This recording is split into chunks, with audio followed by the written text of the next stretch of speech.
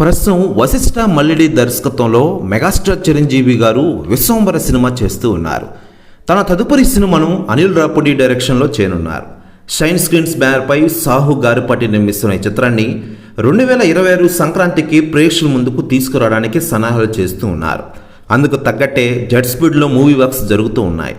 ఈ సంక్రాంతికి వస్తుండడంతో regional industry hit అందుకున్న అనిల్ రాపుడి అదే ఉత్సాహంతో మెగాస్టార్ మూవీకి వర్క్ చేస్తున్నారట. ఇప్పటికే తన టీంతో కలిసి డైలాగ్ వర్షన్తో సహా ఫస్ట్ హాఫ్ స్క్రిప్ట్ను పూర్తి చేశారట. త్వరలోనే సెకండ్ హాఫ్ని కూడా పూర్తి చేస్తున్నారట. ఈ ఫిల్మ్ని పక్కా ప్లానింగ్తో వీళ్ళని త్వరగా పూర్తి చేయాలని చూస్తున్నారు డైరెక్టర్ అనిల్ రాపుడి గారు. ఈ మూవీ కోసం చిరంజీవి గారు 90 రోజులు కేటాయించారట. ఈ సినిమాని 90 రోజుల్లో పూర్తి చేసి అరుదైన రికార్డును సొంతం చేసుకోబోతున్నారు మెగాస్టార్ చిరంజీవి గారు. మే నుంచి రెగ్యులర్ షూటింగ్ ప్రారంభం కానుందని తెలుస్తోంది.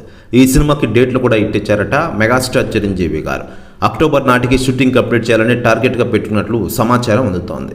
ఫస్ట్ హాఫ్ స్క్రిప్ట్ లాక్ అవడంతో పాటు ఇతర ప్రీ ప్రొడక్షన్ వర్క్స్ కూడా చకచకా జరుగుతూ ఉన్నాయి. ఇటీవల మ్యూజిక్ సిట్టింగ్స్ కూడా మొదలయ్యాయి.